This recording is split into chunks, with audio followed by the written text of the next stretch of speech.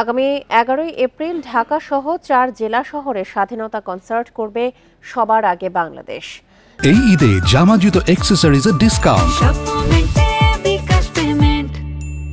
বিএনপির যুগ্ম মহাসচিব এবং সংগঠনের সভাপতি শহীদ উদ্দিন চৌধুরী অ্যানি জানান, মহান স্বাধীনতা দিবস উপলক্ষে এই কনসার্ট আয়োজন করা হচ্ছে।